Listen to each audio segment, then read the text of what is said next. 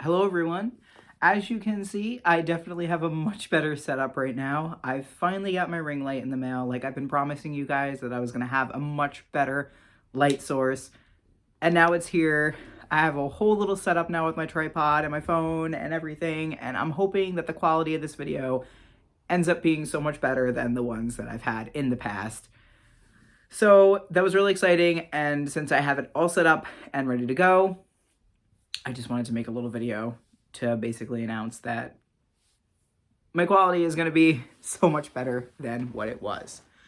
The only thing I do apologize for, I have talked about this on my Instagram lives before, and I'm sure you're going to end up noticing it throughout some videos going forward, is the way that the lights look in the background. They're like very blurred, very strange. Long story short, reason why is when I got my new phone, the guys that set it up for me put the glass protector on the phone and it covered like just that much of the camera. And because of that, everything at the top half of my camera just seems to be blurred. So my selfies come out like garbage half the time, and it annoys me, especially because, as you guys know, I am on Instagram like all the time. I cosplay. My entire like social media presence is based off of having selfies and stuff like that. So it definitely is driving me insane. I'm hoping to get a fix for it, maybe bring it in the shop and just have them re-put the glass on when I have some time. But for now, we'll have to deal with it. It's not the end of the world. Like I said, it's just a little bit of, it just looks really weird and it's not 100% attractive, but we're going to work with what we have. So video-wise tonight, I figured I would do another story time since I have a nice setup right now. I'm just moving my camera over a little bit because Binks was over there. He was messing with the tripod, being a little butt cheek. That is my little clicker thing. He thinks that this whole package that came in the mail today is for him. Look at him. He's so naughty. Are you naughty? Say hi to YouTube. Say hi to everybody on YouTube. He's like, no, I want to just get into your boxes because I'm a naughty boy. Be good. Go play.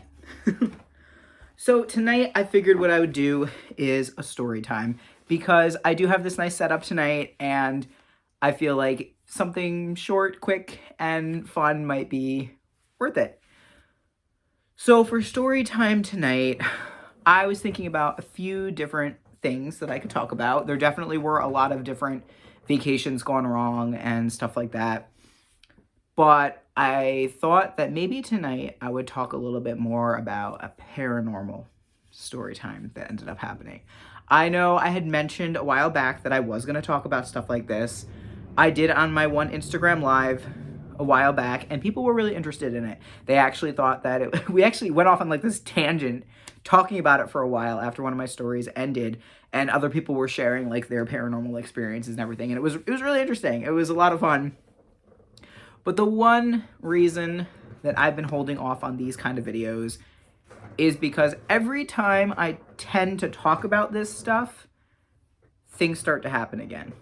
And it actually did end up happening the night that I was talking about it with people, because all I did was, it was during my 31 days of Halloween, I ended up reading one of my scary stories that had to do with the Ouija board, which was based on a true event that happened that definitely will be one of my paranormal story times in the future. Not tonight because it's a very long story. But we started talking about things like this and people were like, oh, well, would you ever use a Ouija board again and stuff like that? And we kind of just, talked about some paranormal stuff. And that night, some instances did end up happening here in my house. So I don't talk about it often. And when I do, I don't usually talk about it in my house because I feel like it just attracts stuff. But I figured I would talk about something small that doesn't take place here, just to make things a little bit better. But we'll see how things go. And if everything ends up being good and nothing comes out of this, then maybe I'll continue with a few more little paranormal stories.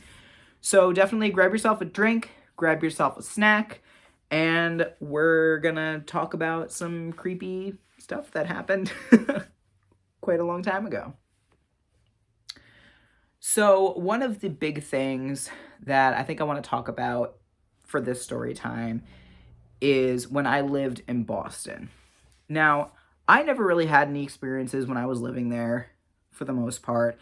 Some people in the dorm building that I lived in had claimed that they had seen things at night or like heard weird noises, stuff like that. But, we were in the city, so it was expected that there was going to be noise, and we were in like a big dorm building.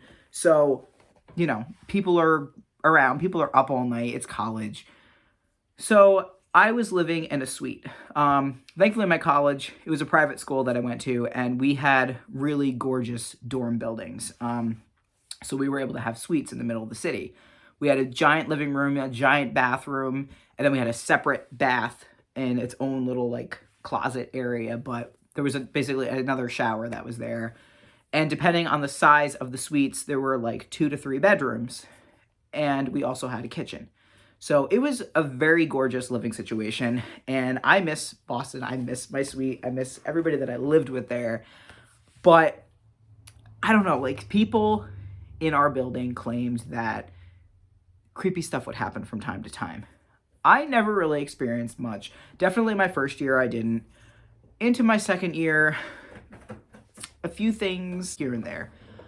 The big one that we noticed was the one night we were hanging up flyers, my friend Marissa and I. We were in a writing group there, and I believe it was for one of our upcoming anthologies. We were looking for submissions.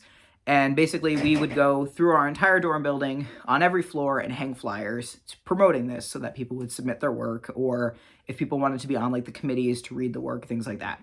And I just remember we were making jokes like the whole night. We were like, oh, like it's creepy down here, because we were taking the back staircases. At first, we were riding the elevator, but if I remember right, the elevator, there was some reason that we didn't end up taking it. And I think it was just because it was a matter of going floor to floor, and by the time it took to wait for the elevator to come and get us, we basically could have walked to the next floor. So we were taking the back stairwells. Now, the back stairwells ended up opening up into an alley behind a bar. And there was only once that I ever had to go out there. It was during a fire drill. And it was really creepy. Like, I had never gone to, like, the lower level back staircases. Usually we would use it, like, if I lived on, say, the 7th floor and I had a friend on the 8th floor, we would take the staircases instead of taking the elevator. So between those floors, everything was always fine. So we started on the top floor and ended up going down. I just remember the lower levels, as we started getting down, there was just some really weird stuff. I remember Marissa said it was starting to get like really cold in the one stairwell. I think it was on like the 4th floor. Then when we got to the 3rd floor, like the lights were all out in the back staircases. And I just remember it was so weird. And then something was like written on the 2nd floor wall, like in the stairwell. And I don't remember what it was, but I just remember we freaked out. I think a lot of it was because this is like when the whole Slender Man craze was big. So we were like joking as we were hanging up the little, flyers, and we're like, oh, they're the little notes and Slender Man's gonna come. And I think something that was written on the wall like really freaked us out. And I think we took the elevator down to the 1st floor because we didn't want to deal with it. And the main issue was between the 2nd and 1st floor was where our cafeteria was there. So you actually had to get off on that like floor that was in between, because it wasn't actually listed as floor 1. It was really weird because it was like floor 2, floor 1, but like there was a floor in between that was unlisted. And there was more on that floor than just the cafeteria. But I remember if you got off of the staircase there, you had to like walk down the halls and then get to the other staircase. Nobody ever took like the 2nd floor to the 1st floor like stairwell because it was just a hassle. Like you had to go down a hall and whatnot. So we're like, no way, we're taking the elevator. This is way too creepy. And that's what we ended up doing. So my one roommate at the time, I remember the one night they were up and telling me that they kept thinking they saw a man in our room.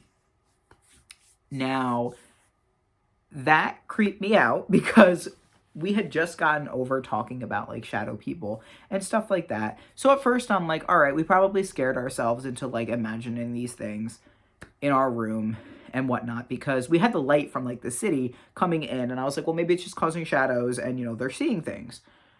But I remember they kept bringing it up like night after night about like seeing a figure in the room. And our one suite mates across the hall from us, they were saying something about like they thought they heard people talking at night the one night, and just really creepy stuff. So I kind of just brushed it off. I really wasn't thinking about it. Back then, I really wasn't into like paranormal-y stuff. I mean, I always had like a fascination in it, but it wasn't like, I feel like I wasn't like taking notice of it as much as I do now, or if something happens and I'm more or less like, oh, like this is something paranormal. Back then it was more or less like I pretty much ignored it. So I think the only night that it really finally hit me was when my little brother came to stay with me in Boston. There was a Comic-Con going on that my grandpa was guesting at that year, and my brother decided instead of staying at the hotel that the convention had put them up in, he wanted to stay with me. So my roommate at the time was seeing a screening of The Room. They were obsessed with The Room and like Tommy Wiseau and all of that stuff. And I just remember after the screening, like they met Tommy, and it was a really good night. Like I saw photos from it. I really wish I could have gone, but my brother was visiting and we ended up spending a really nice night together instead.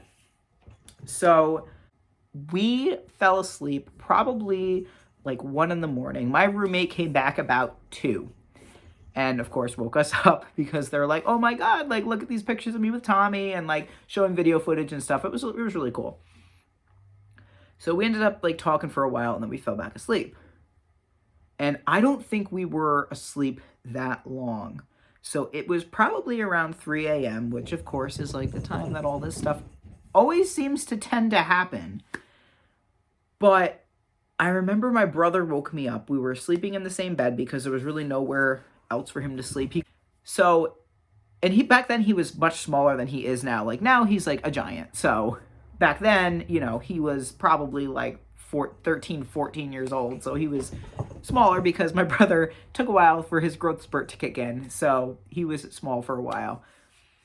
And I just remember he woke me up at like 3 a.m. and he kept telling me, he's like, do you see that man that's standing over by the door? Do you see the man in the corner?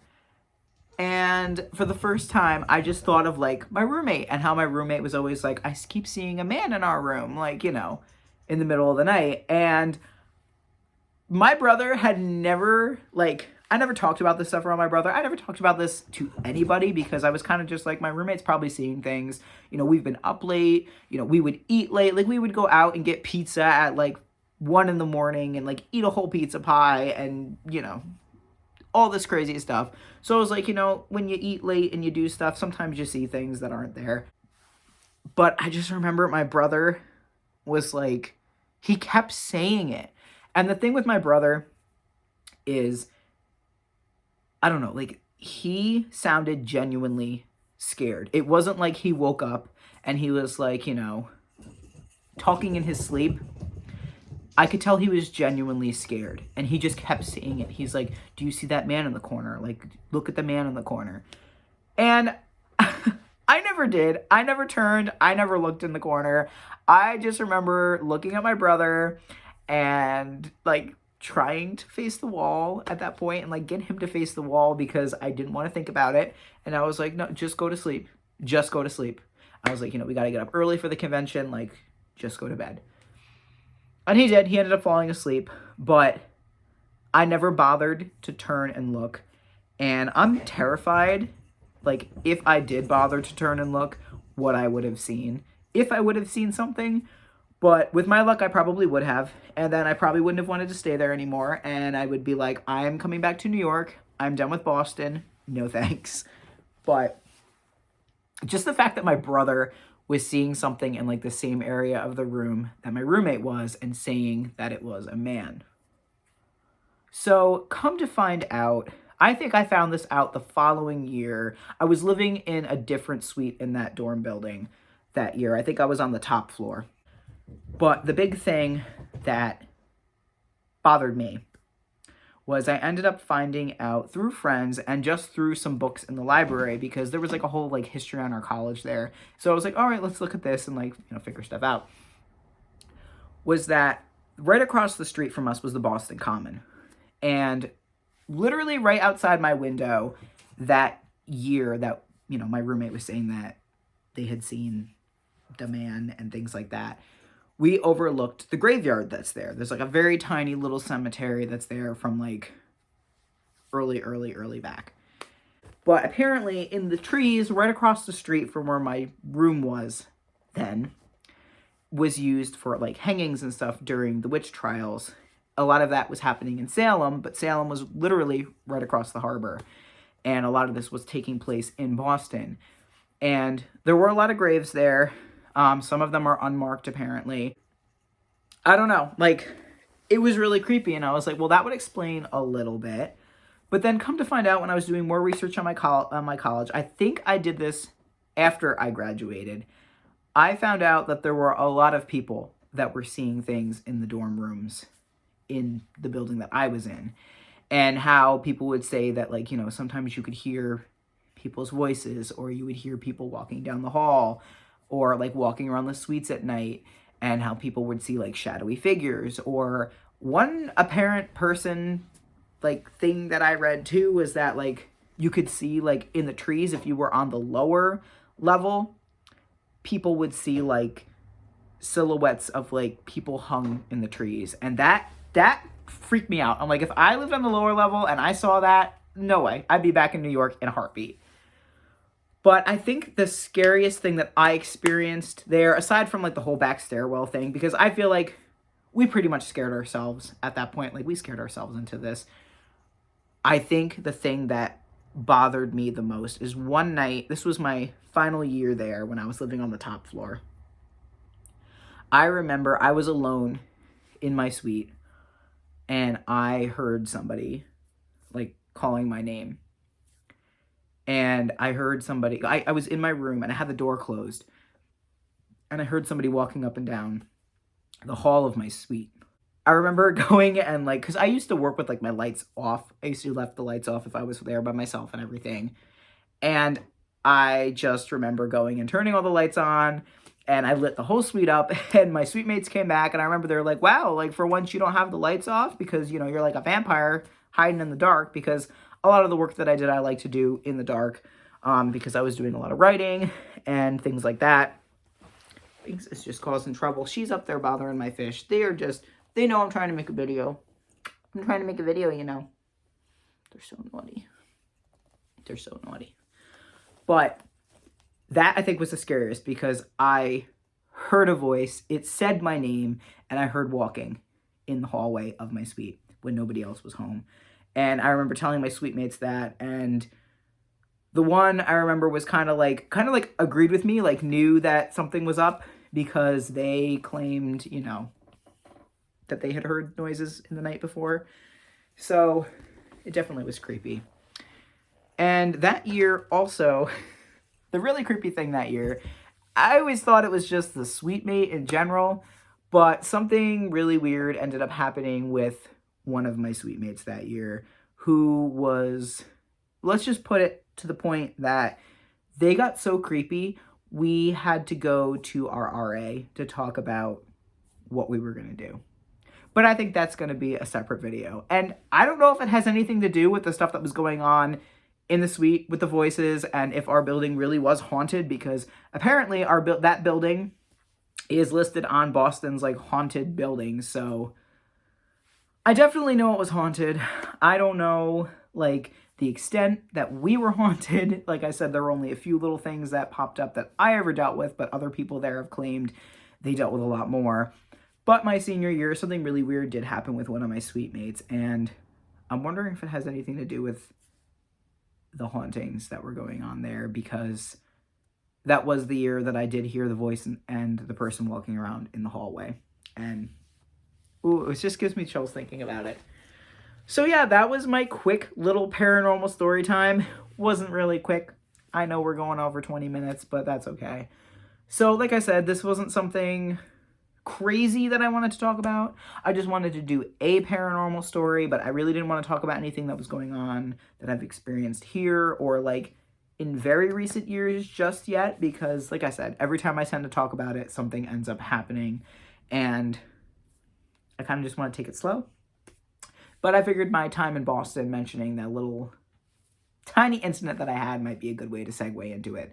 So if you guys have been to Boston, I went to Emerson College. Emerson College actually moved. The original location, apparently those dorm buildings were also really, really, really haunted.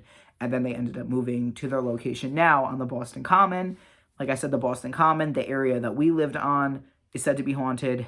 And the one theater that Emerson actually owns, which is going to be another story in itself because I have an experience with that as well, is said to be very haunted. I feel like New England in general just has lots of hauntings, and Boston has a lot of really old buildings, really big old history, and I feel like because of that, it caters to the paranormal and things like that. So, what do you guys think? Have you ever experienced any hauntings before? Anything paranormal with like your schools if you went away to college? Do your schools have any like, I don't know if you want to say lore or like legend around them, or like anything to do with like hauntings that people have talked about or that is definitely well known? If you do, just share them in the comments below. I'd love to read them because I always love reading like creepy, scary experiences that people have. And I definitely will be coming back and doing more paranormal videos in the future. But like I said, it's going to be a little bit because I have some more videos that I want to roll out. And I just want to like segue into this. Like, I don't want to talk about it all at once because I have a feeling if I were to do that, I would be kicking myself basically in the face because something is going to happen. But if something does end up happening, I'm hoping it doesn't. But if something does, I definitely will update and let you guys know. And if not, then I'll continue and maybe talk about a more recent paranormal experience that I had that you guys might find way more entertaining than this one. So thanks so much again for watching, you guys. And I hope this new setup is much better and you guys like it way better than my other videos. Like I said, now I have light, so you can actually see me, and it's not dark in here. It's not pixelated. It's not terrible. I feel like the quality of the video is so much better, and I look forward to doing a lot more videos this way and sharing a lot more experiences with you guys and a lot more stories and things like that. So if you guys haven't already, make sure that you like and subscribe for more videos in the future, and I'll see you in the next video. Have a good night, everyone.